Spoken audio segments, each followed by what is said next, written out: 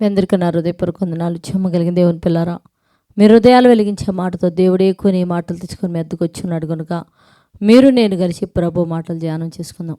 రాత్రి కాలం నుంచి మిమ్మల్ని, మీ కుటుంబాన్ని, మమ్మల్ని, సంఘాన్ని, భూమి మీద ఉన్న ప్రతి వ్యక్తిని జ్ఞాపకం చేసుకొని ఊపిరిని జీవాన్నిచ్చిన దేవుడికి శిరస్సు వంచి వందనాలు తెలియచేసుకుంటూ ఈరోజు దేవుడు ఏ మాటలు చేత అయితే మన హృదయాలు వెలిగించాలనుకుంటున్నాడు ఒకసారి మనం ధ్యానించుకోగలిగితే దేవుని పిల్లరా, కీర్తన గ్రంథం 147 అధ్యాయము 3వ వచనంలో ఒక మాట చెప్తున్నాడు దేవుని పిల్లరా.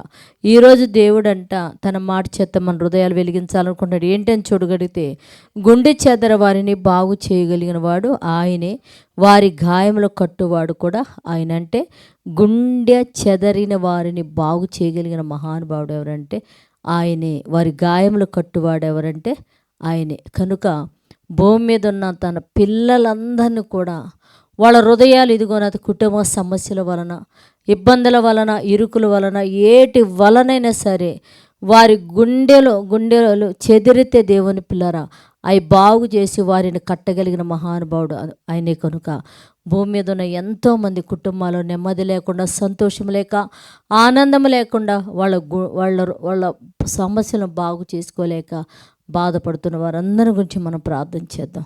పరిశుద్ధుడా, జీవము కలిగిన మా పరలోకపు తండ్రి నాయన, గుండె చెదరైన వారిని బాగు చేయగలిగిన వాడు నువ్వే, వారి గాయములు కట్టగలిగిన వాడివి నువ్వే తండ్రి. ఎంతోమంది మా దేశంలో తండ్రి నాయన ఆదరించేవాళ్ళు లేక, ఆదుకుండేవాళ్ళు లేక ఎంతోమంది ఇబ్బందుల్లో పడుతూ ఆత్మహత్యలని నా తండ్రి భయంకరమైన రోదనలో బాధలో బతుకుతున్నారయ్యా.